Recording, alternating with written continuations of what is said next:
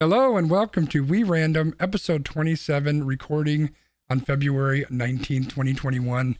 You know, it's starting to just barely get just a little bit warmer. It made me think of spring a little bit, and it really, it made me think about planting a garden. I live in an apartment, so I can't really do that, but maybe an herb garden. I had an herb garden once, and it was a good time. It was a good time. I promise if you stick around, the jokes will get better. More after this. Almost Qualified Productions. We're 3 beers in. Time for you to catch up.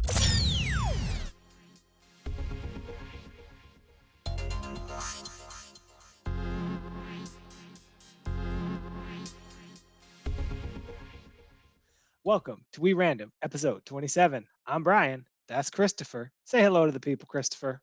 Hello, people. Now, as I had said to myself, I think I would need to be 3 beers in to laugh at that joke. So, speaking of things that are a laughing matter, we send our best wishes out to Kanye West. His news today that he is getting a divorce isn't great. We also send best wishes out to you, all of the loyal listeners and loyal viewers of this podcast. So we're not going to talk about Kanye today, but what we are going to talk about is. But wait, can we talk about Kanye's soon-to-be ex-wife? You know what I'm saying? Well, okay. Anyway, go on. I mean, you can talk about. You can spend some extra time to talk about that. Okay. Well, but in any case, so we are going to use our wonderful wheel of doom to let you, the loyal listener, know what topics are going to come up. We're going to give you our opinions, and then we are going to have an extra special stream-related random rankings. Oh boy. So Christopher, now that I am not on mute, and I will continue to be unmuted during this because I don't want that to happen again. Are you ready? I'm ready. I'm spinning this wheel. Let's see what we got. Let's do it. Looks like we're starting with emojis aren't cool anymore. Oh, so emojis apparently aren't cool anymore. But let's figure out what this is. So, in recent weeks, 2 internet-savvy generations have been clashing in videos and comments on TikTok over the hallmarks of millennial culture that are now deemed uncool by Generation Z. That list includes skinny jeans, side parts, and the most painful of all, the popular laughing crying emoji. What the hell does Gen Z know anyway? So just to define for those who don't know, a millennial is anyone born between 1980 and 1995. Now, Gen Z is generally born between 1996 and the early 2000s. So what this basically article says is that for Gen Zers, the skull emoji has become a popular replacement for conveying laughter, as it is the visual version of the slang phrase, I'm dead or I'm dying. Now, other suitable alternatives are the loudly crying face or just writing LOL. A lot of the Gen Zers said that the laughing crying emoji is bland, that not too many people their age use it, and that it is something that the old people should use because they're not going to. So what are your thoughts about this, Christopher?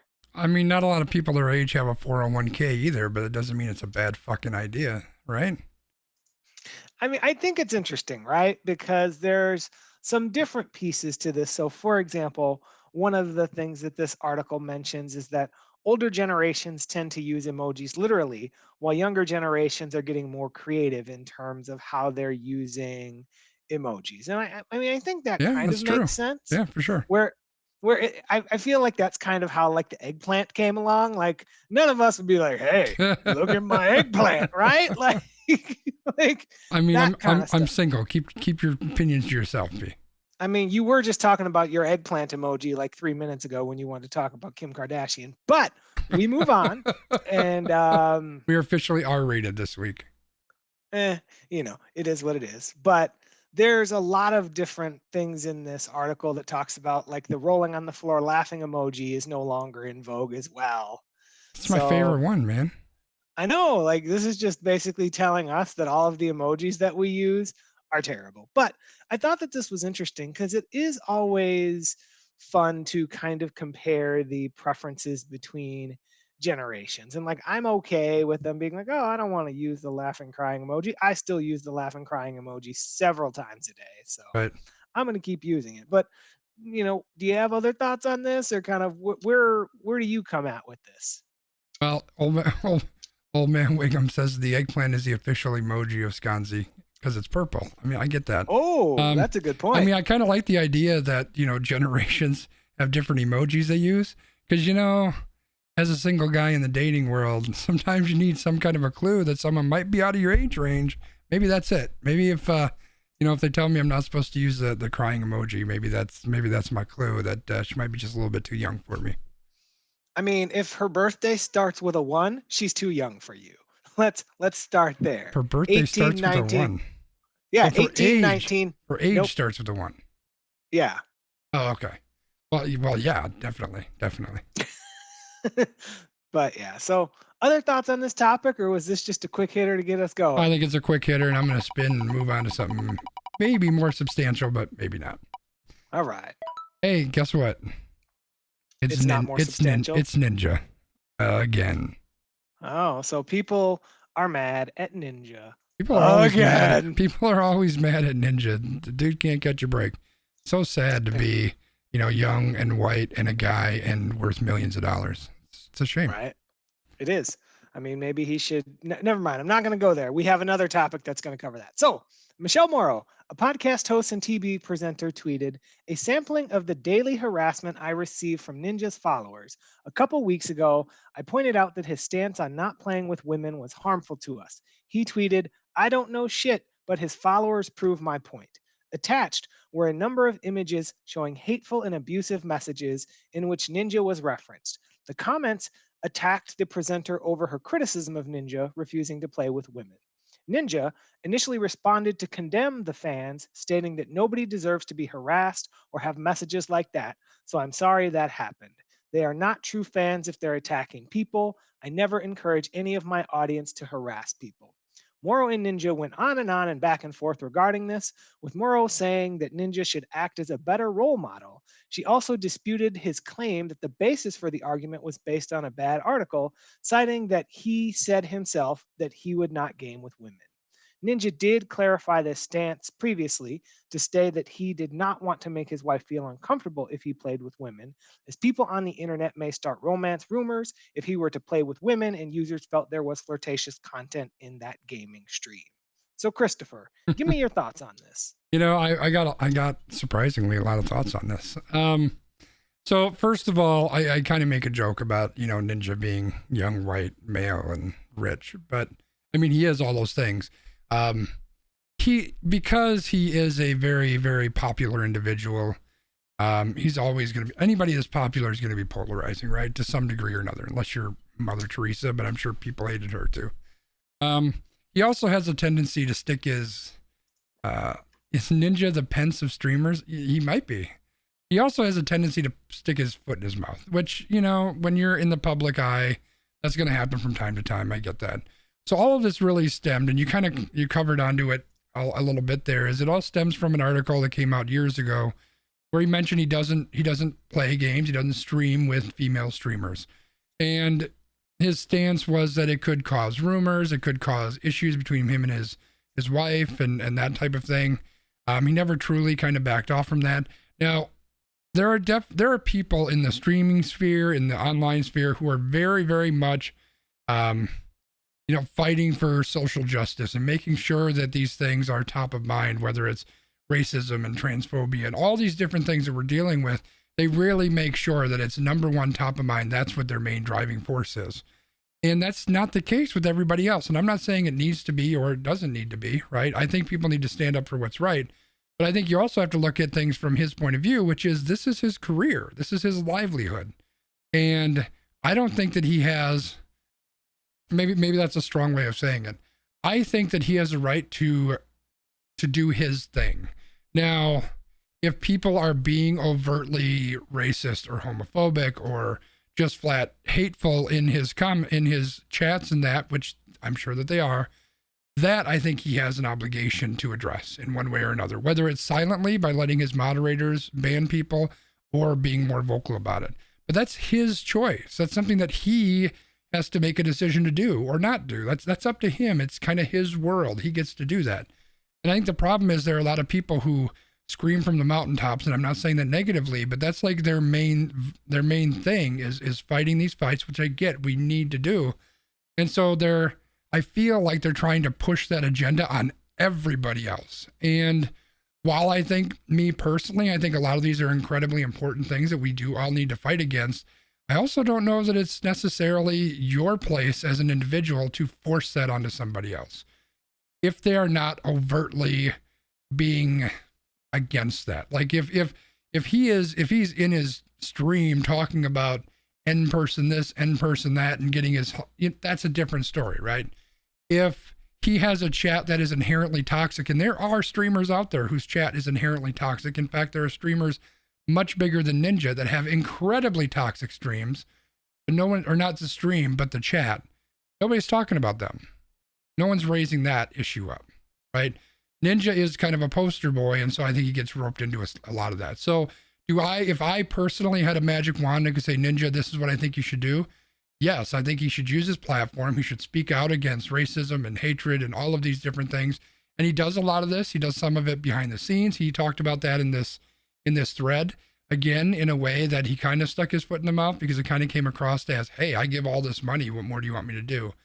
But he's doing things. He is trying to do things in his own way, and it may not be perfect, but I think that people are discounting the good things that he is doing because they always just want him to do more, and I don't know if that's 100% fair. I would agree with that, but the other thought that I have about this is just in terms of, it's not like these people are taking things in his stream and saying this, or that they're specifically taking things out of his stream where like he's coming at these people and like sending them to all Yeah, of these other people, right? Like these are the hateful, bigoted idiots who don't like women or minorities or whoever that they're going after and saying, oh, well, I follow Ninja and Ninja doesn't play with women and he's my role model and you suck and like all this stuff, right? But like he's not the one that's feeding that. They have right, already been fed, they've already been bred. Like, yes, he can come out, after the fact and say, hey, I wish you guys wouldn't do that. But what right. more can he do? Like, he, like, people are like, I want you to start every single stream with, I solemnly swear Right. that I am against white privilege. Like, I no, Well, like I and don't. here's the thing too, is the way that this came about. So you're 100% right, and I hadn't quite gotten to that point, but these are people that are doing this on their own accord, right? Ninja's not out there saying, hey, screw all these people who want equality for, whatever marginalized group we're talking about today. He's not saying any of that. These are people who are toxic, horrible people who happen to follow his stream or look at his stream, or maybe they know nothing about him and they just want to harp on something, that are sending individually, independent of him, sending this person horrible messages. Now, these people that are sending these messages are assholes and they need to be addressed with.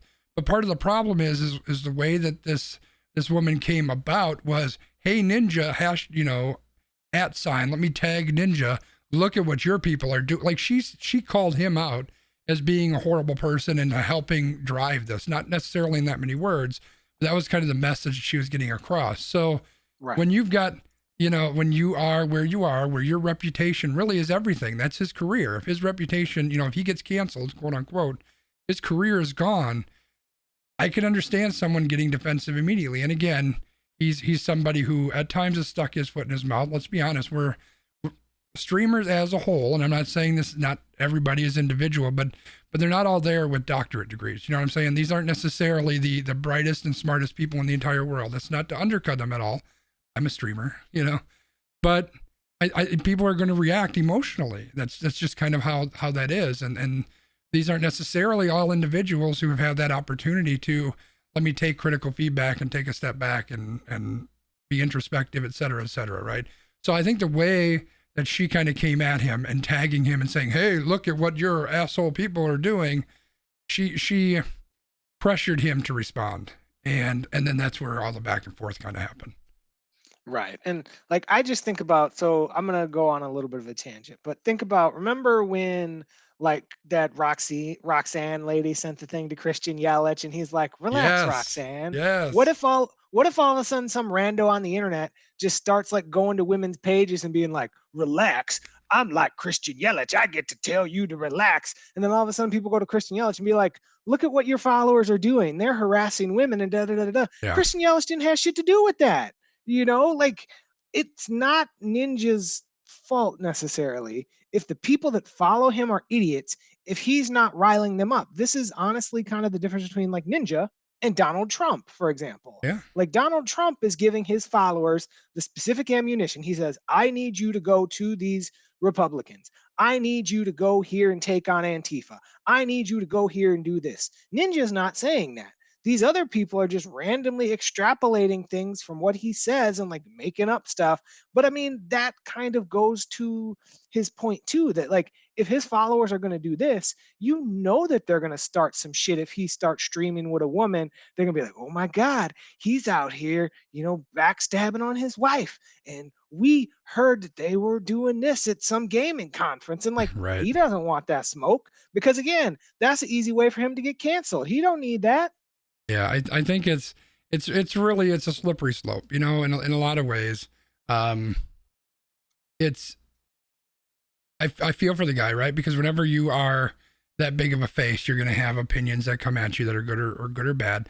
If I could give advice to Ninja, like the way that I run my stream is, you need to speak about what you're passionate about, regardless of the impacts. Now, it's a whole lot easier for me to say that with my 80 followers or whatever I have than it is with Ninja, who gets 30,000 people watching him every time he streams. I get like 2 or something. So it's this is something I do on the side. This is not my career, where that's his livelihood. So it's much easier for me to say that. I would love it if he came out and he had a very nuanced stance and said, you know what, I'm going to be incredibly vocal. I'm going to speak about things I care about, because I'm sure that he cares about these things. I would imagine that he does. I would love it if he did that. But I understand that he has to kind of hedge his bets to some degree. And I just think that unless there's something overtly happening, like if there's something overtly happening where he's seeing people go down this slippery slope and he's not addressing it, that's a different story. That is, you need to get your people under control because you have a direct influence over them. But if people are taking no messages you're giving and being assholes on their own, I just don't know that you can blame him for that. Yeah, and especially with the okay, I won't play with women thing. Like if he came out and was like, "Well, I won't play with women because I feel like they're inferior and they're not good at gaming and blah blah Right, blah," yeah. then you can pin him down for that. For Yep. him to say, "I'm not going to play with women because I don't want to put myself in a compromised position," whether you agree or disagree with that, he is putting that back on himself. He's saying, "Here's why I'm not doing this for me." Yeah, and I think that, to be honest, and this is a different angle, we're going to be talking about Ninja for the whole show. I think another angle that is really irritating, especially women, is the fact that, and not so much now, I mean, he's still a really big name, and he could start people's careers in a lot of ways. But especially back when he was pulling in 100,000 people every time he streamed, I personally think, and I'm not super vested in this, but I think that in a lot of ways, he really gave a big boost to a couple of the bigger streamers on Twitch because they were in on his streams. And I know there's 2 or 3 of them that I started following, and I actually watch them more than I watch Ninja now because I stumbled upon them on his stream. And so I think that women could have, I think they probably do have a negative view of his approach of not playing with women because in a way he is not giving them the opportunity to feed off some of that popularity that he is giving to some of the male streamers. And I don't know that I could argue that. Right. All right, I'm spinning. We're done with Ninja. Yep.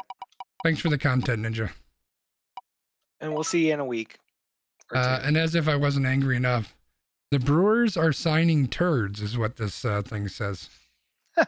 Well, I think I might have renamed that. So what happened is, I think it was, I can't remember if it was John Heyman or Ken Rosenthal. Somebody was like, with spring training coming in a week, MLB teams are out here searching for bargains. And then all of a sudden I posted the GIF of the weekend walking through the lighted hallway at the Super Bowl, because that's what David Stearns and them have been doing. So a few familiar faces have come back to the Brewers in recent days.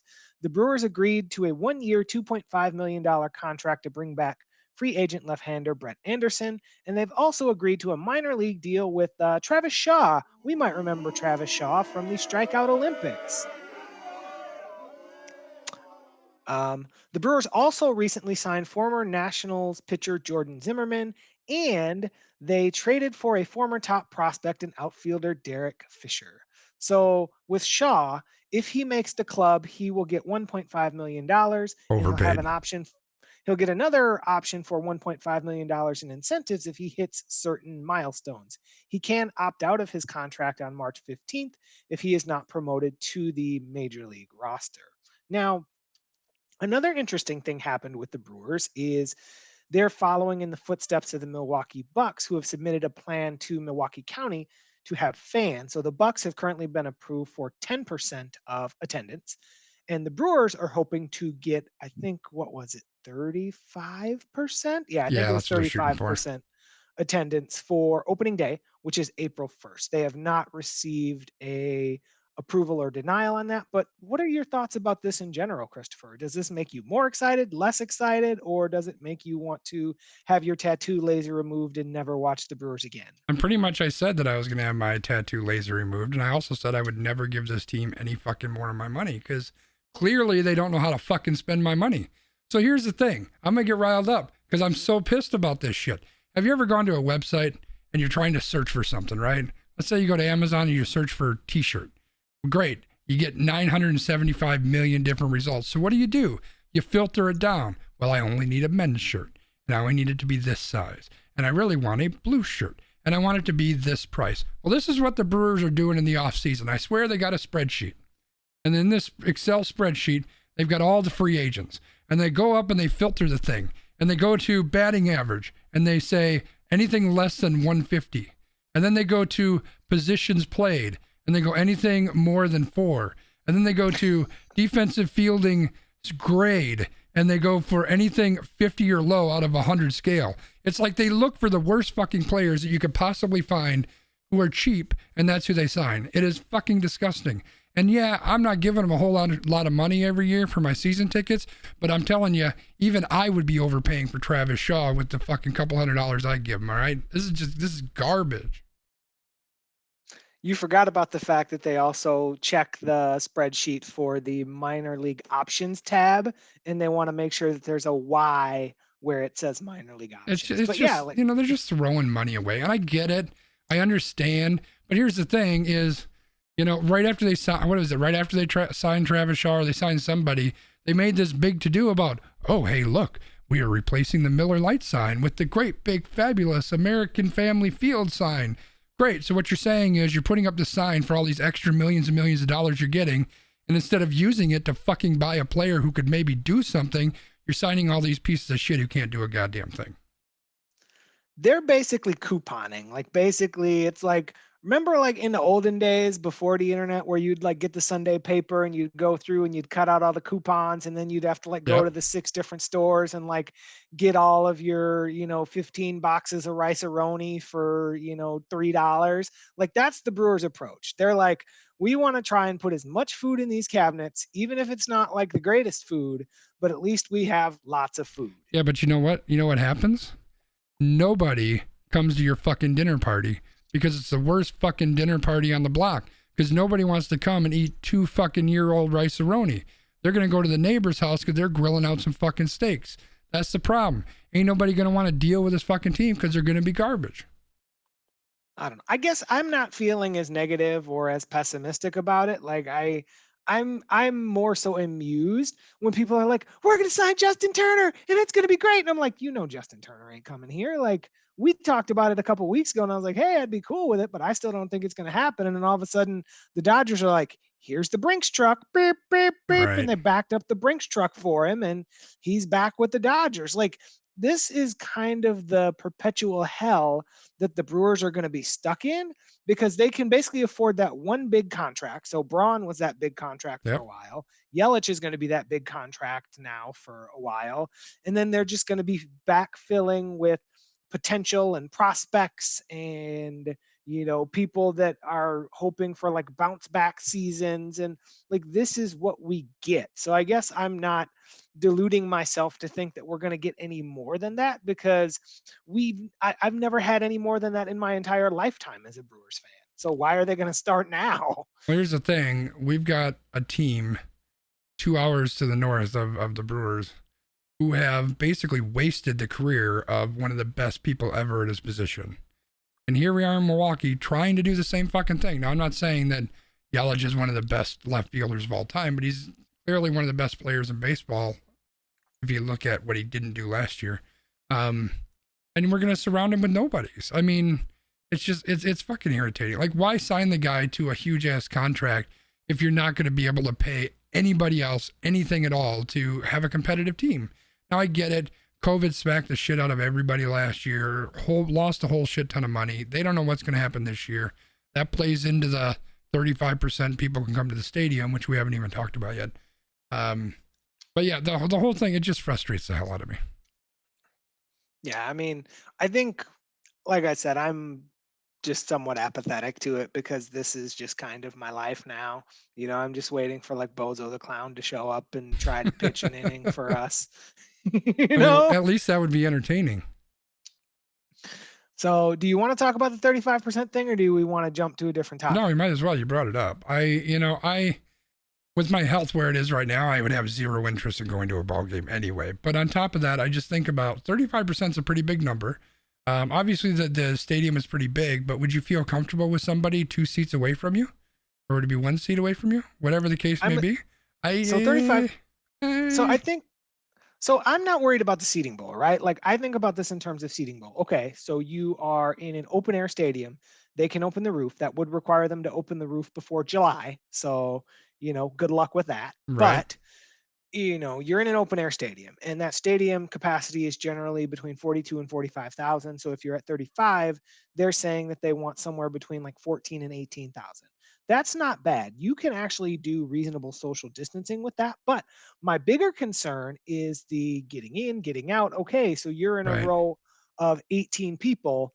If we're thinking that's 35%, there's still 5, 6 people in that row. And then somebody's crawling over you with 6 beers, Yep. and there's somebody behind you with this and that and the other. And then there's going to be the anti-maskers who are like, I'm not wearing my mask. I didn't pay Jesus to wear this mask. Donald Trump doesn't wear a mask. And all of that. And it's like, that's the stuff that I don't have time for. Plus, you've got alcohol, you've got food, you've got all sorts of shit that's going on. Yeah, it just seems like a really bad idea. Well, and it's like they have a hard enough time getting people into the stadium through security, right? Prior to COVID. Can you imagine what kind of hellscape that's going to be during COVID? Well, what are you going to do? Try to make people stand like 6-10 feet apart? Because they're not going to do it. Like, people don't follow directions to begin with. Plus, everyone's, half the people are drunk going into the stadium. So, they're going to be spitting and screaming and yelling at people. And it just doesn't sound like a good idea. I understand why they want to do it, right? They want to make money to pay all those players that, wait, they're not getting any players. I think they just need to pay for. Come on now, give them credit for Colton Wong, former Cardinal. They need to, pay for Atanasio's private jet or something. I don't fucking know, but I get it. I understand why they want to get people in. The financials of it make sense. I don't know that I think it's a great idea, and I certainly, at least right now, would not have much interest in being there. Yeah, like I feel like I'm in your camp. Like, I don't know how much interest I would have. I'm not necessarily opposed, just based on the fact that we've seen some places make this work. The Super Bowl has made it work. Some of the wrestling companies have made it work with a couple, thousand. I think the 14 to 18 is a little bit ambitious. I'm probably anticipating that they might get approval for like 25%, like a 10,000, because you could spread that out pretty good. The hard part is going to be getting people in and out, because people are idiots. Well, yeah, I mean, we've been at multiple games where it's just a freaking herd of people. Like, you've got 7 people pressed up against your body, not just near you, but like rubbing up on you. So it's just a bad situation. So in any case, there will be baseball again soon, and Christopher will not be excited, and I will be fairly apathetic. So with that, should we move to our next? Yeah, should we move to our next topic? I'm fucking depressed now. Let's get depressed about iOS 14.5. Well, I don't know if there's anything really depressing about iOS 14.5, except it's not on my phone yet. So Well, you never want to be the first one to get something, you know. that's true, except for like $1 million. Well, Anyway, yeah, that's true. I don't know if this has iOS been released yet or not anyway, to be honest. I haven't looked. Nope. iOS 14.5 is the next version of iOS scheduled to be released within the next month or two. Oh, there you go. While it won't be as big of an update as iOS 15, which is expected in September, it's set to add a bunch of new features and improvements. The first feature that will be useful, whenever it comes out, and then by the time it comes out, that person who's paid Jesus to not wear their mask won't need it. There is mask support for Face ID if you Oh, haven't, if Christopher, you have an Apple Watch. oh, As long as your Apple Watch is unlocked, you'll be able to use you'll use the watch to verify your identity on your phone, where if you lift your phone like you were doing the Face ID, the watch will ping and you'll be able to unlock your phone even if you're wearing your mask. so I got it. I'm not sure. I should have read more up on this because here's my question. Because like my watch has a lock on it, and the watch unlocks when I unlock my phone. But now you're saying that if I'm wearing a mask, my phone can be locked, but I can unlock it with my watch. But what if my watch is locked and my phone? I don't know. We'll see. We'll have to see how it works in practice. It says that the watch has to be unlocked. Okay. That's what the article said, but again, I'm not a tech person, so Yeah, I don't know. We'll see. We'll see how that works out. So the next one is you can choose a default music player of your choice. So you are no longer stuck with Apple Music as your default music player if you don't want it to be. This is intriguing because I've kind of kicked around Spotify a little bit. Like I don't know that I would switch to them, and I've got the HomePod, so it plays all my Apple Music through there, which is kind of nice. But there's some things with Spotify is so huge that I've kind of kicked it around, but it's kind of cool that it's going to be an option. Yep. There is, and I'll skip your favorite. We'll talk about that last. Okay. There is PS5 and Xbox X controller support, so you can use a PS5 or Xbox X controller for your Apple arcade games. Now, that That's would cool. require you to actually be able to get a PS5 or Xbox X. Well, just the controller. You could get just the controller. I'm sure they're available. That's true. And then there are crowdsourced alerts in Apple Maps, which is basically Waze for Apple Maps. Which is kind of cool. I kind of like Apple Maps more than I do Google Maps, but there's certain features like the traffic stuff and all that you get with Google Maps that you can't get with Apple Maps. And then the thing with Waze, which is owned by Google, is that they've got like the speed traps and stuff, which when I used to drive back and forth to Chicago every day, came in very handy. Yep. And then Sconzi's favorites, app tracking transparency that requires Facebook. That requires apps to get your permission before sharing your activity and data. Yeah, so basically what this is doing is, have you ever gone to a website and it's got that little thumbs up from Facebook on the bottom of the website? The reason why every website has that is because Facebook wants to track you wherever the fuck you go. And so what Apple is doing is they are going to put in this update that you have to say, yes, I'm okay with being tracked. And it can give you some information as to what that tracking is going to do and that type of thing. So this is a big step forward in privacy. This is also something that really, really pisses off Mark Zuckerberg. And if for no other reason other than that, this is a great thing. But it's also a big step towards privacy, which we all know that I'm a super big proponent of. Yep. So based on those things in this new iOS, are you looking forward to this coming out? I mean, there's nothing super crazy about it. I like the mask support because that is a pain in the ass. And of course, anything privacy related excites me. So yeah, I think it's kind of cool. We need one with new emojis though, so that we can piss off the Gen Zers or whatever they are. I mean, all the emojis that they get pissed off about are already in there. Yeah, but we can bring new ones. We can recreate the anger. We can recreate. We should just start using their emojis in ways that they don't like to use. I know, and then it will stimulate their creative thinking, because they'll be like, oh my God, now the old people are using the dead face. We need to find a different one. And then pretty soon they'll come all the way around. They'll start using the eggplant, and then we can laugh at them.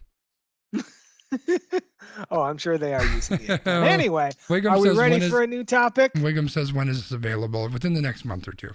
It's still in beta right now. Yeah, let's spin.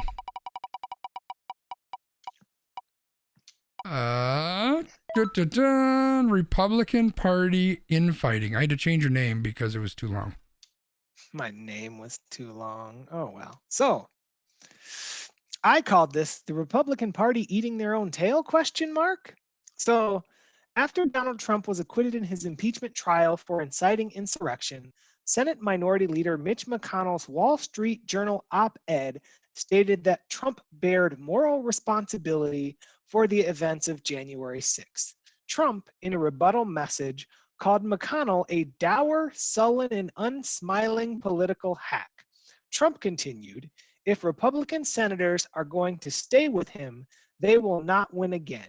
He will never do what needs to be done or what is right for our country.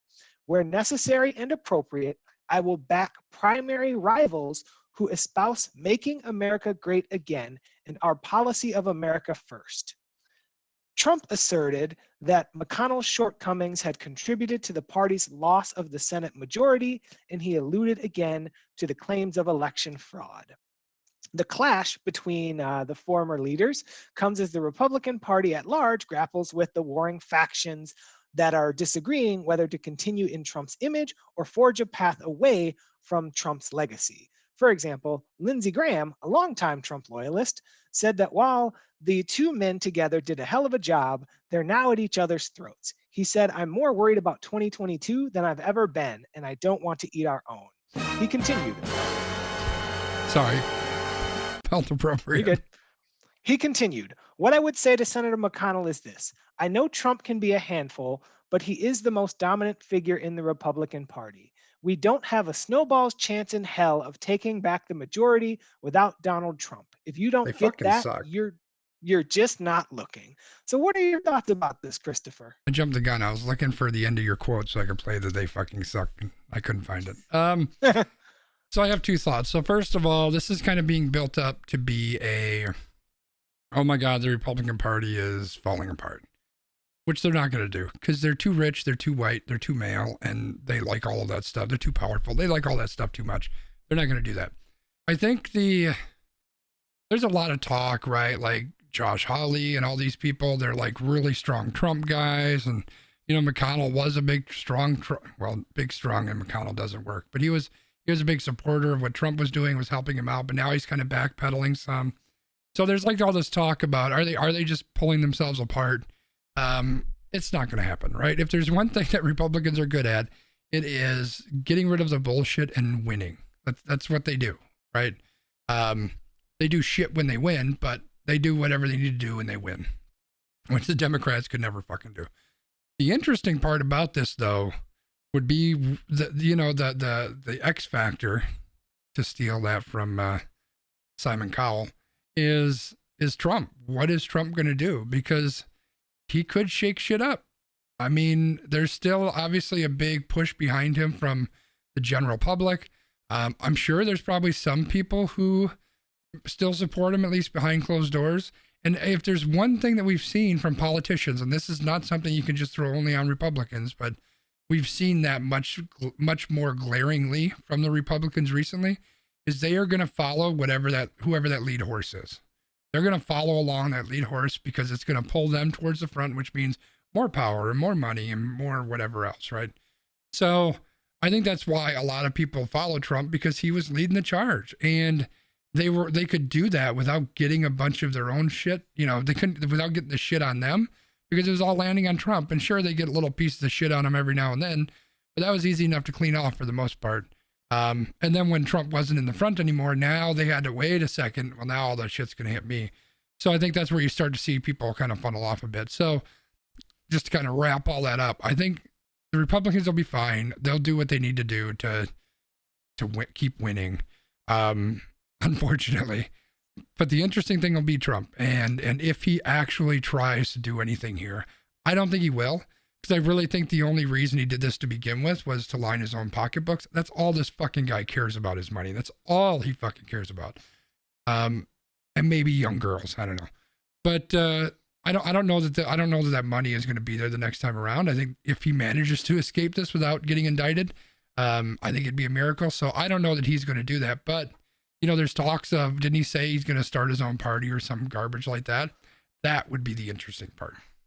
Yeah, I think that's what I was going to bring up had you not just brought it up, is that there has been talk that he might start his own party. And I think that's where some of the fracturing could come, because Yeah. there are very specific, senators and people who serve who are on the Trump side. And then there are folks that kind of consider themselves to be quote unquote true conservatives. And kind of what you're seeing is, like, for example, there was someone in Kentucky who was like, we want to censure McConnell because he's not respecting Donald Trump. And like, you've seen stuff with like Ben Sass and the Liz Cheney, where like the party, like there are certain places where they are like truly pro-Trump, and these people are being censured or threatened with, you need to start bowing to the man or you're not going to represent us anymore. So I think that's the part that could be real interesting. Yeah. I don't think it's ever going to come to that. I mean, I think it'd be interesting and it would be great because it would destroy the right side, right? Like as it is, we're kind of like a 50-50 country anyway, right? Or a 51-49 or a 52-48. Like we're really, really close to being evenly split on the Republican and Democratic side for the most part. Like elections generally are fairly close. So I mean, if you split the Republican Party, they're never going to ever win anything, right? Because everything's going to go the Democratic side for the most part. Right. But what could happen is Trump could just throw his hat in, and whoever Josh Hawley or whoever the next presidential, nominee is, he could just take a cool $5, $10, $15 million from him, hype up his base, and then say, hey, you know what? For this reason or that reason, I'm not going to be able to run, but this is the guy you should support. And now he's, raising this huge, crazy, wild ass base and putting them behind somebody who may be able to actually get elected. And now you're bringing everybody back together. It's interesting. It'll be interesting to see what comes of it. Yeah, like what you've just said, I think is honestly what's going to happen. And like, that's the scary part, right? Yeah. Because, he has a very large base, whether people want to like that or not. Like, we know that that's the truth. I mean, we say he has a big base. We can just say he has a big ass. It's okay. I mean, no shame there. All right. Bad joke? Okay. Should we spin that nice round wheel? It's already going. Do we want to talk about Facebook and Apple again? That's coming up. We kind of already touched on it a little bit. I mean, it's up to you. If you want to skip it, we can skip it. If you want me to read it, we'll read it. Let's skip it. Wiggum says no. Wiggum says no. We'll skip it. Although it was a really good one. Here we go. What about this COVID long hauler? What's this all about? COVID long hauling. So there was an article that came out. So Caitlin Dennis, a 30-year-old in Illinois, provided a perspective of someone approaching year 2 of living with COVID-19 symptoms. So in this article, the individual basically kind of recounted their experiences and kind of talked about what it's like to continue to experience different symptoms and things like that from initially receiving and having COVID. So she says, I've been sick for the last 330 days. I forced myself to keep track because otherwise time doesn't move. I used to go to sleep thinking, tomorrow I'll start to feel better. I don't really do that as much anymore. I'm trying to come to terms with the fact that this virus isn't something I'm about to get over. This might be it. Maybe this is who I am. Doctors say that Dennis is considered a long hauler, where COVID 19 takes over your body and won't go away. Doctors don't know why that is. There could be tens of thousands of people who are long haulers, but nobody really knows. The symptoms are generally described as a random grab bag. You reach in and you never know what you're going to get. You could get nausea, severe dizziness, you could get a migraine, joint pain. Some issues are consistent, like body aches, head to toe fatigue, and there are also some ones that are like ringing ears, sore ribs, heart palpitations, ear popping, numbness, mouth watering, lightheadedness, brain fog. While talking about her journey, she says, it's guilt, it's anger, and it's self loathing. I have therapy once a week and it helps. We've talked a lot about acceptance. I'm trying to accept that I'm not going to wake up one day feeling better. I'm trying to let go of my expectations, but there's grief in that. It feels like surrender. So this is a story that you kind of put in here. So do you want to kind of give us your spin on it or kind of what your thoughts are with it? Yeah, so the reason that the reason I put that in here is very personal. So I've been open with the fact that I caught the Rona back in October. I'm trying to find where that article went because it seemed to have disappeared. I had I got COVID back in October, and it was on the mild side, so I certainly didn't get it as bad as some people. Right? I didn't die, so there's that, and um, I didn't have the super bad symptoms. I did end up in the ER at one point, because my breathing just was not where it needed to be. My oxygen levels were way lower than they should have been. Um, I had super bad fatigue for 3, 4, 5 days, something like that. Uh, I had headaches every single day for probably a month and a half. All these different things that had happened, and I'm noticing that I'm still having symptoms 4 months later. My breathing still isn't back to where it was pre-COVID time. I get a headache pretty much every single day. As the day's starting to wrap up, my head starts to hurt. I'm exhausted most of the time. Um, I've had joint pain every day since I had COVID. My elbows always hurt. My shoulders always hurt. Recently, I talked about, maybe not in on the podcast, but at least in my stream, I talked about how I was into the ER again recently, because my heart and my chest are doing all kind of weird things. Had the palpitations and all of that. So a lot of the stuff that she talked about, or that was talked about in this article, is stuff that I'm dealing with too. And I made a comment earlier this week, I think it was, on Twitter, where anyone who's familiar with the spoon theory, which kind of talks about the way that people who have like a permanent disability needs to how they can look at their life and ration the amount of energy that they may have in a given day, right? And so the theory, just to kind of sum it up super quickly, is that you have spoons. So maybe today you've got 4 spoons, and you need, if I need to get up and take the garbage out, well, that's one of my spoons. And if I need to do the dishes, that might be another spoon. And some days you might have 1 spoon, some days you might have 10 spoons. But the point is that you never necessarily know each day how much energy and how much ability you're going to have to do things. And now I don't know that I need to necessarily live by that. I still don't like to think that I'm that person that is permanently disabled in one way or another. And maybe I'm not. But lately, I'll tell you, it sure as hell felt like it. And I guess I don't, why do you give a shit about how I feel? I don't know why you give a shit about how I feel. Hopefully you give a shit a little bit, but I guess my message is, as we're getting closer and closer to spring, closer and closer to a full year that we've been locked down in one way, shape, or form, working from home, schools closed down, etc. The vaccine is starting to come out slowly, but we're also seeing mutations of the disease. There's a lot of shit that's still going on. I guess this is my way of saying that the shit's real. It's super impacting to people. Yeah, some people get it. Maybe they don't even know they've got it. A lot of people are getting it and dying. And then there are people like me in the middle who we get it, but we don't, maybe I'll never get completely over it. I don't know. Like I said, I've never had a day that I haven't been in pain one way or another since I got this stupid thing. So I guess this is just another heads up, as if anybody needs it, but we probably do, to just stay safe and stay the fuck away from this stuff. And, we still don't know exactly what all it's doing. So I guess just be safe. Yeah, and one of the things that I would say, and this is something that I've been an advocate for kind of the spoon theory for a long time, and I've always told people, you don't have to be or feel as if you are disabled to use the spoon theory because all of us are different. So everybody, no matter what your ability, no matter where you are, no matter where you come from, everybody has a different amount of spoons, right? So it's always important to know what your baseline is and then be able to work from there because my spoons are different from your spoons, and that's different from my wife's spoons, and that's different from old man Wiggum's spoons, and that's different from, my goddaughter's spoons. Everybody's got different spoons, and that's okay.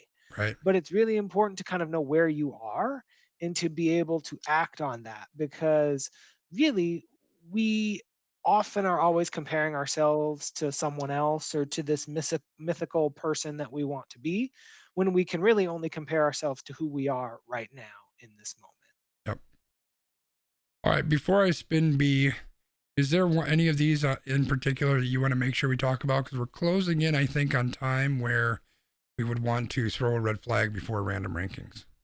No, because we also do, if you are unfamiliar, we It's have a true. Patreon segment where we do extra time. So I feel like any of these would be good for now or for our extra time All right. segment. Well, I'm going to spin. We'll do one last topic and then we'll move over to that special time.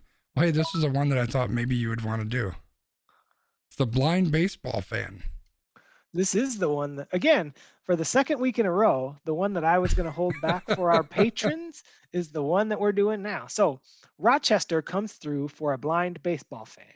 Chris Matthews, a legally blind 23-year-old living in Rochester, Minnesota, put out an interesting inquiry recently. On the Facebook page Spotted in Rochester, Matthews wrote, "I've got a bit of an odd question. I'm legally blind and a huge baseball fan. I'm wondering if anyone in this group knows how to pitch or knows of a place that I could go to learn, preferably for cheap, if not for free, because I'm a college kid." The Rochester community came through for Matthews. Wade Beavers, co owner of The Yard, a Rochester softball and baseball training facility, offered Matthews 5 free lessons on the spot. Women took note of the post and told their baseball loving boyfriends and husbands, who also reached out to Matthews. Dads offered to toss the ball with Matthews.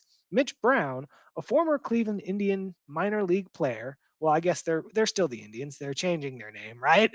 But he read Matthews' post and offered to help. After talking on the phone, the two met. Brown had done some research, but he's never taught anyone who was blind how to pitch. He knows that vision is key to pitching, to locating the ball and getting feedback to recalibrate throws. As a pro, Brown also knew that pitching is an exercise in critical thinking and problem solving. In the absence of vision, he would lean on Matthews' other faculties, hearing, touch, and heightened sense of space. So, what Brown did when he met with Matthews is to help him become familiar with his surroundings. He first taught him how to march off the steps from the pitching mound to the net running along the pitching cage. He used a PVC pipe to kind of help him figure out the spatial awareness of where he should put his feet and how he should align his body to the plate, and then how he's supposed to rotate his body during a pitch. And then once they got that down, they started a process of trial and error where Matthews would throw the ball towards the plate. After the first 5 throws were off the mark, Brown would tell him how far and in which direction those throws missed. Matthews suggested it would be helpful to pitch if he could hear where the ball landed. So, what they did is they put a 10-foot by 6-foot blackboard behind the plate. So now, when Matthews was pitching, he could know if he hit the board or not by it giving off a thunk. After a while, the thunks became more numerous and there were even strikes. So, after this workout, Matthews said that he was pleased with his performance and he imagined getting better in time. He also said that he was feeling like a pitcher because his arm was sore. So Matthews talked a little bit about his baseball journey and said that his infatuation with baseball began on his 9th birthday when his parents bought him a boombox. He was introduced to the velvety tones of Bob Euchre, who Hey. became the voice of baseball for him. He said he would spend hours listening to the radio, including pregame and postgame analysis. And he said that he listened to the radio 6.5 hours at a time, and he thought his parents might have been a little worried for him at some points. So something like this was really cool for me to read because as someone who is legally blind, like it's interesting to see people like get that and try to figure out like how to adapt for those things because those are all things that I often think about like and we've kind of had these discussions too like you've obviously been out with me in spaces and I'm like all right well how far is this or like Right. what am I looking for like what are my landmarks right like it's like, oh, once you get to the exit sign, then you go left and it's about, 10 steps over here. And like that stuff really works because you're like, oh, well, it's somewhere in the corner. Like, I can't see the corner. I don't know where the corner is, man. Right. So this was really cool for me. Do you have any particular thoughts on this one? No, I mean, blind people kind of suck. I'm kidding. I'm kidding, Chad. I'm kidding. There's two things that jump out at me that I think are super, super important things for everybody. Number one, someone who actually asked for help. I purposely left a silence there. Someone who asked for help. I'm sure I'm not the only person that at times struggles with asking for help for whatever it may be, your work life, your personal life, um, relationship life, whatever it may be, right? We all need help at times, but it's sometimes very, very difficult to ask for help. And I think that's one really important thing here is somebody who reached out and said, "Hey, I've got an issue I'm dealing with. I need some help. I want some help so that I can deal with it." And then the next part, which we could definitely use a whole lot more of in this world, is people reached out to actually help. People who were selfless and said, "I want to help this individual." And we need a lot more of both of those in this world, right? Like if we can get used to being able to ask for help when we need it, and if we could all just do a little bit more about helping individuals when they need it, the world would be a hell of a much better place. So I love this story, not just because it's baseball, not just because it's Bob Uecker, but for the message of asking for and providing help. And thank God he didn't get introduced to baseball this year listening to Bob Uecker, because Jesus Christ, this team is not going to be one to listen to. So Emily in the chat has asked, is that where my nickname came from as Landmark MKE? Actually, yes. I will try to give this quick story, not to derail us any further. But when Christopher and I started going to baseball games and our friend Shawn joined us, before they went to Flav's house, I used to have to give them directions on how to get places in Milwaukee. And a lot of people will give directions by streets, but I would give directions by landmarks. So I would say, hey, you guys are going to get off the freeway at Hampton, and then you're going to turn, right when you see the Hampton Inn. And like, those are the ways that I would give directions. Or like when we're going to the stadium, all right, you're going to get off on Miller Parkway, and then you're going to go in by the KFC or the whatever, right? Like I would always use a place and not say, oh, you're going to 1503 Miller Park Way or whatever. And eventually, like one day, Shawn was just like, dude, your name is Landmark because you just be hitting with the landmarks. So I became Landmark MKE because of that. It's a good nickname too. It is. So you got All anything right. else to add on that, or is it time to move on? Oh, I think it's time for random rankings. So, we've had a very good day of topics. We've covered a lot, and now we are going to cover some more. So, for today's random rankings, Skanzi and I are going to do a very special draft. If you've been watching the stream, you know that Skanzi has been tinkering around with WWE 2K20. So, it only makes sense that we draft our favorite professional wrestlers. Oh yeah. So Skanzi and I will each pick 5 wrestlers we'd love to have in a scripted ass kicking contest, or at least that we loved watching in their own scripted ass kicking contests. I think it's I think it's good. I'm ready for it. All right. So do you want to go first? Do you want me to go first? I think you're the expert, so you should go first. What are we doing? Are we picking like let me get some details on this. So are we just doing like our favorite wrestlers period? Are we doing like wrestlers like we're going to put a match together? Like what is the basis on this? So I didn't really have a preference there. I just kind of wanted to set it up as general as possible for you because I know that you're not like a super big wrestling fan. So I was just going to say we can pick 5. The other idea that I had was if these wrestlers were in your game, we could select them to Ah. fight, but we're going to do favorite and why. So we'll do 5, why they were the favorite and why. And what I'll do is if you pick somebody that I would have picked, I'll just pick somebody different. Okay. So we're doing top 5 favorite wrestlers all time and why. Yep. All right. Go for it. All right. So I have my list. I have it pulled up here. So I basically have 2 that are essentially at the top, and they're both for very different reasons. But I'm going to go kind of with my childhood nostalgia. So I always will tell people, and my wife doesn't really watch wrestling a lot. Like when we first started, dating and we got married, like she would watch it with me a little bit. But she knows that Shawn Michaels is probably my favorite wrestler of all time. Because when Shawn Michaels would come out, she'd be like, "That's the guy that you really like, right?" So when I was a kid, like I was drawn to Shawn Michaels. Like he was so flamboyant and he was like so charismatic and like he was like the pretty boy. And I obviously can't sing his theme song because we don't want this video to get a strike on YouTube. But like when I was young, like he was my dude and like he aged so well and like in the new age, people would be like, he was such a fucking dick. Like, why did you like him? But like on screen, like I loved him. Like he was so athletic, so entertaining, put on really good matches. And that is why he is my number one pick. All right. I never really got into Shawn Michaels. I guess I did a little bit later in his career, a little bit. So I'm gonna lead off by giving a little bit of a background on my wrestling watching background. Like Brian's been watching wrestling forever. Me, I watched a little bit when I was a kid. Like they had Saturday morning wrestling or something. So I watched a little bit back then, and then I really got into WCW wrestling. So most of my guys are WCW guys. I really got into WCW wrestling for, I don't know, 2 or 3 years, like when they were really, really big. That's pretty much it. Like once in a blue moon, I might see something, but it's just not really my thing. I love the video game stuff though. That's kind of cool. I like the pomp and circumstance around it, but the matches themselves, more often than not, they just put me to sleep. They're boring. So if I have to go with my favorite, I think the closest that I ever had to really a favorite wrestler that I was like super stoked to see, who would it be?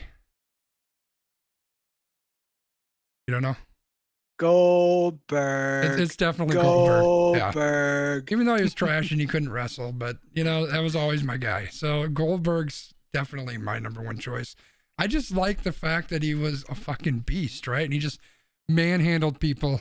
The fact that a spear was one of his, special moves was super cool because I love the shit out of the spear. Just everything about the whole Goldberg gimmick, I was a huge fan of. So yeah, Goldberg's definitely number one for me. Nice. Are we going to put these up on screen? Should we like put up little photos of like who these people are? Oh, that's a good idea. I could probably do that. So that the viewers can see them. Let me close off the wheel. Let me add rankings. Boom, boom, boom. Oh, we got the old rankings on there, Chad. Hold on one second.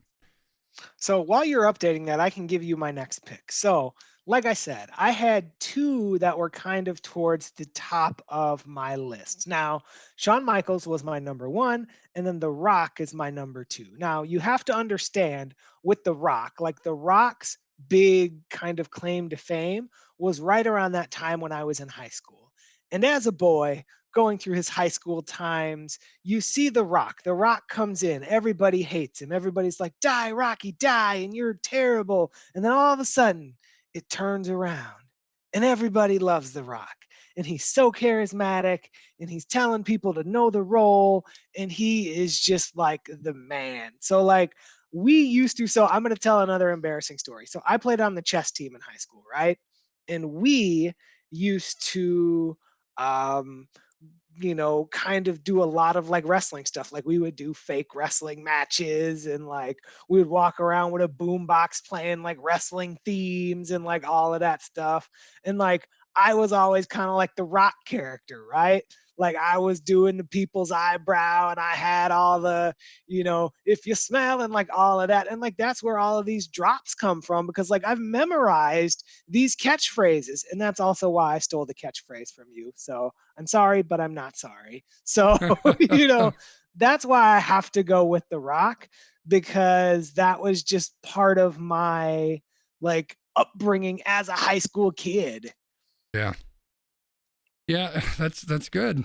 I'm really like as soon as I get past number 1, I'm a little bit stuck. Because there's just not a ton of wrestlers that I really, really got crazy about. And I think I'm probably going to end up going way back.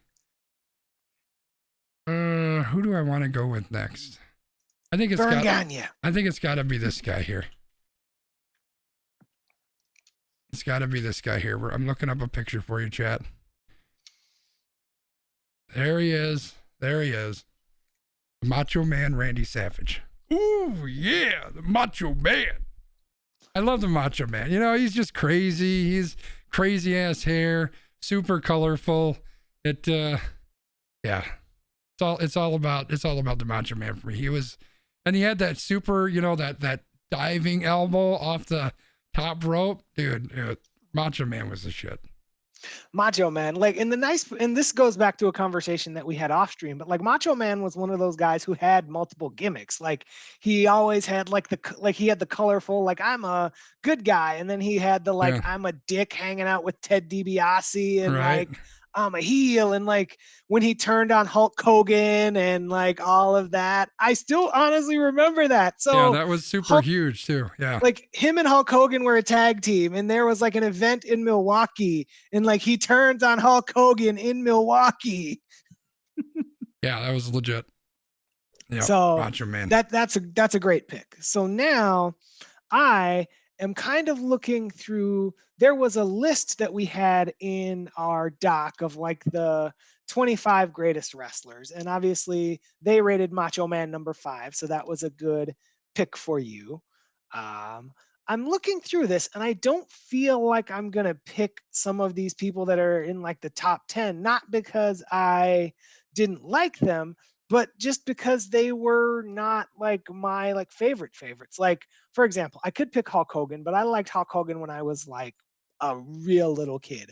I still remember crying when Hulk Hogan lost to the Ultimate Warrior at like WrestleMania 6 or whatever that was. But I'm not going to pick Hulk Hogan. I am going to pick Triple H. Ooh, okay. Triple H, again, I'm an attitude era kid. So we're talking The Rock, we're talking DX and Triple H and Shawn Michaels. So you can kind of see how the apple doesn't fall terribly far from the tree there. If Shawn Michaels was my top guy, it makes sense that Triple H is going to be my third guy, right? So Triple H is one of those guys who's had a hell of a career. Like he has had lots of injuries. He's had lots of like variations to his character. Like he came in as like this blue blood character that like everybody hated. And then all of a sudden he just kind of turned into a badass who was, the game and all of this. So I really enjoyed his character arc. If I think about this really like a movie, right? Like his character arc throughout his career is really kind of what's drawn me to him as one of my favorite wrestlers of all time. Yeah, so here's the thing is I think anybody who's watched any of the wrestling stream stuff I've been doing, the thing that I love more than anything about wrestling is the entrance. Like that's where the pomp and circumstance hits its ultimate high, right? Because you got the lights and the pyro and the music and just the attitude. And Triple H's entrance is like one of the best ever.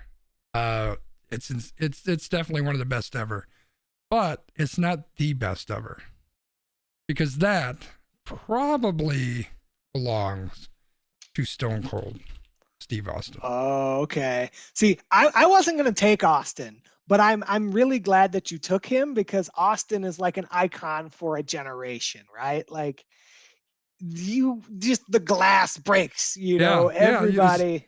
And that's the thing. That's the big thing, right? Is whatever's happening in the ring, that's the biggest one, right? Is when somebody like breaks into a match or whatever. Because it's like someone's out there and they're yapping their jaw, or they're in the middle of a match and you just hear the glass break and then the fucking crowd goes insane. And then he does that stupid stomp when he's like really animated. It's amazing. It's next level. I love it. It is. And like the whole thing about Austin too is like the catchphrase is like, I still will use like the "don't trust anybody," like I honestly. So he is a great pick here. Yeah. And well, then let's not forget, he flips everybody off and he just drinks beer in the fucking ring. Like, how cool is that? Like and Austin was really like, he was probably the hugest around the time that I was watching wrestling, but I was watching the other show. So it was kind of in The Rock too, right? So those are like guys that were the other guys that I wanted to watch, but never really did, because I really just watched my show. So that's probably part of the reason why I like that guy so much.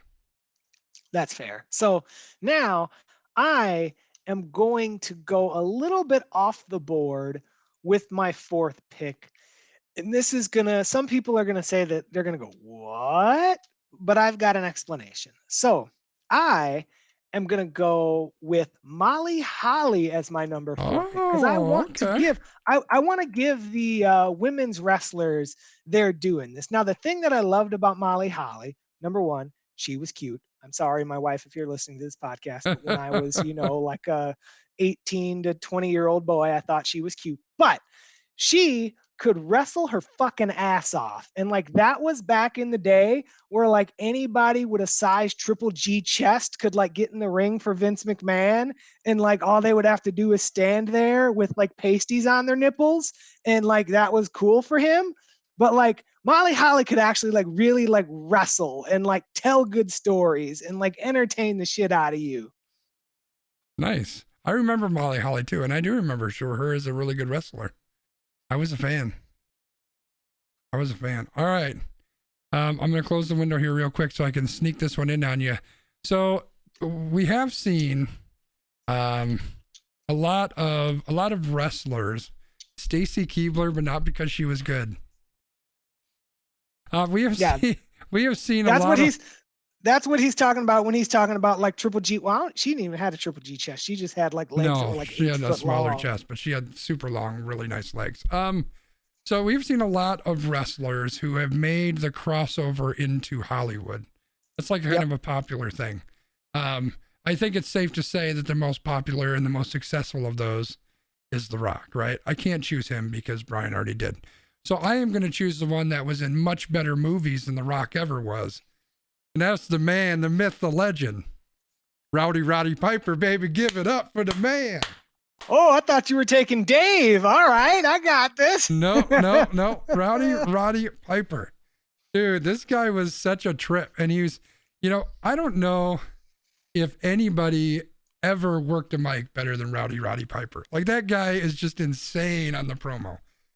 Dude, just everything about Roddy Piper was the shit. Love the hell out of that guy. Piper was amazing. Like he was so good. Like he really just like he was one of the better ones. Yeah, I would agree with you there. So now I am in a little bit of a tough spot. There's probably like 15 guys that I could pick. And part of me is like, let's just do more of this for extra time, but I'm not going to do that. Maybe, who knows? So when I look at this list, like there's so many guys, I could take Ric Flair. Like Ric Flair, everybody knows who Ric Flair is. Jet flying, limousine riding, son of a gun. Dude, he's so I good. I could take Hogan. I could take Undertaker. Yeah. One of the things that you don't know about me, loyal listener, is I at some point became kind of a contrariist where like everybody's like, oh, I love the Undertaker. I'm like, I don't love the Undertaker because everybody loves the Undertaker. Like I respect all of these guys, but like they were never people that I was like, oh, these people are my favorites. But one of my favorite people, and this is another one of those underrated ones, Mark Henry. Now, what you need to know about Mark Henry is Mark Henry came from powerlifting. One of my favorite segments that Mark Henry ever did was he put on a salmon suit, a literal type in Mark Henry salmon suit, and you're going to see the salmon suit. And he did this promo where he was like, I'm a retire. And like everybody's crying. And they're like, oh man, Mark Henry's retiring. And then at the end of the promo, he hits John Cena with the world's strongest slam. And he's like, I got lots left. And then he went into a promo and a feud with John Cena. And it was amazing. And he also had one of the best entrance songs. 3-6 Mafia actually did his entrance song. So that's one that I always would use in the video game too. But I, again, can't sing it because we don't want no content strikes. Wiggum said he didn't like The Undertaker during his Bad Boy era, which is funny because that's the time that I did like The Undertaker. Well, that's one of the few times the little bit of time I watched WWE. So that kind of makes sense. I didn't write down Mark Holly for you, or Mark Henry. Here we go. Mark Henry. All right, so now I'm also in a difficult spot. So I'm looking at my list, And I think I'm gonna lean towards the younger years, my younger years. Because none of the newer guys, like the only newer guy that kind of jumps out at me a bit is DDP. I was pretty big on DDP. DDP was legit. But I don't think I want to go DDP. I'm thinking it's between two different guys. I think I'm gonna go with Jake the Snake. I think it's got to be Jake the Snake, man. Jake. Mm-hmm. I mean, I hated the shit out of snakes, but I loved it when he'd bring that fucking snake in the ring. That's pretty good. And like the thing about Jake, he and DDP are kind of intricately tied together because Jake has really rehabbed his life doing the DDPY and things like that. Yep. Yeah, for sure. So, you know, the thing with wrestling is I always think about wrestling as kind of this lifelong TV show. So that's why I kind of selected some of the people that I did because of the different contributions that they had throughout that lifespan. Yeah, for sure. Well, I do think I love the idea of throwing these into the game and seeing if we could wrestle them off. But you picked a women's wrestler, so now we can't do that. Hold on, let me look at my list. So, that's okay. We can figure it out later. But I just wanted to bring that up. And I don't know if all these guys are in there. I'd have to unlock them somehow. I think they all are. I probably have to Austin pay for is. Yeah. Well, I mean, everybody's in there, I think, because I think Piper's in there. I think those are the ones you could buy with like the low coins or whatever. Yeah, I already bought Macho Man and Roddy Piper, I think. And you bought Goldberg too, I think. Oh yeah, I got him too. All right, no, I think he's actually in the game. But either way, anyway, we need to move on. We got to wrap this guy up. We're already running on the long side, and I'm already late for an appointment. So let's do our extra time. Not our extra time, an extra point. We gotta get rid of one of these extras. It's driving me nuts. Extra point time, B. Take it away. Extra. Read all about it. So one of the things that I did this week is I was kind of looking back at some of my past. I actually went and I read through some of my old live journal posts. I actually recovered my logins for stuff like MySpace and Photo Bucket. And I was like looking back through all this stuff. And some of it was interesting. Some of it was like, wow, it's really interesting to look and try to understand what 21-year-old Brian was thinking, right? But it also made me think about where we are today, because we as people often look at people that are younger than us or different than us and we're like, what the fuck are you doing? But I think we were those people at some point. And that really makes me think about kindness and communication, because what's important is that 21-year-old Brian thought that he had everything together. 21-year-old Brian put lots of things on the internet that he probably shouldn't have put on the internet, right? But, you know, all that current Brian can do is try to reach past Brian to talk to him in ways that maybe he would listen. And I think that's one of the things that we need to do with our younger generations and our people that we're trying to reach, right? Because we have things to give, but we can't give it in a way that's condescending or in a way that people aren't going to be open to receiving that information. So that's what I've got this week is, as you're communicating with people, and if you're feeling frustrated or if you're upset, take a step back and think about, is there a way that you can reach this person at their age, at their maturity level, at where they're at, where they might be able to listen to you? And think about your own self. Where were you when you were at that point in your life? What would you have listened to, or what would you have not? So that's what I got this week. What are your thoughts on that, Christopher? I think it's a good point. I think it's something that we should all consider. And you know, we poked fun at the what is it, Gen Z with the emoji thing, but you know what? People can poke fun at us for talking about fucking wrestling, right? And that's kind of the thing, is everyone has their own way of communicating, their own way of doing things, their own interests. I wasn't actually going to feed off what you said, but now I'm going to, because I didn't really have a great extra point to begin with. You know, I grew up in a house where a lot of times it was things that you were interested in could get shit on. You know, oh my God, you listen to rap music? Like, fuck do you listen to? That's garbage. That's trash. Or, oh my God, you're a fucking Bears fan? Like, you should be embarrassed. Okay, we still do that a little bit. But, you know, I can't believe you actually watch wrestling. Like, you're a grown up. You shouldn't do that. And maybe part of this, I think, ties into the thing, you know, this is a repeated topic that I've brought up a lot, is I think some of it is about that winning attitude. I want to trash your interest in rap music because my interest in classical music is so much better than yours. I'm a better person. I am a higher upstanding person. Fuck you. People have different interests. You know, some people like wrestling. I don't particularly like wrestling. I like the video game, but I don't particularly care for wrestling. A bunch of big oiled up guys rubbing up against each other is not really my idea of fun. That doesn't mean I'm better than Brian because he enjoys watching wrestling, right? It doesn't mean that because old man Wiggum is a big basketball fan and I find basketball to be boring, that I'm better than he is. Doesn't, you know, there's a lot of different examples that we can come out here, and I think it's important that as a people, especially if it's not causing any harm to anybody, like, let people like what the fuck they like. If people want to dress up in cosplay and go to a convention when there isn't COVID running rampant, who the fuck cares? Let them do it, right? It's not hurting you. I don't know why I got on this tangent. This isn't tied to anything that I've seen or has happened in the last week or so, but it just kind of fed off what you were saying a little bit. And you know, whatever it is that you're into, whatever it is that you like, if it's not hurting someone else, just let your freak flag fly, baby. That's what I got. That's a good point. So we're going to let it fly by plugging our socials.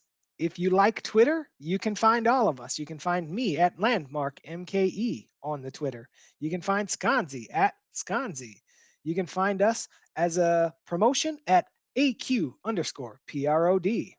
You can find the podcast in your favorite podcast app if you search for We Random. Our home is on Anchor, but you can find us anywhere. You can find us on Facebook, Almost Qualified Productions. You can find Sconzi on Patreon if you look for Sconzi. You can find us, you know, I know that the Amazon Sidewalk and all that might not be out yet, but at least find us on these social channels, you know, or you can stalk us on Facebook until your iPhone, you know, has to tell you that Facebook is stalking us. But for now, we will bid you adieu. Do you have any other kind words for the loyal listeners and the patrons, Christopher? I do not, but thank you all for hanging out, and look forward to seeing you next week. Night, everybody. Bye, everyone. I did my entire intro on mute because I'm using a different browser now.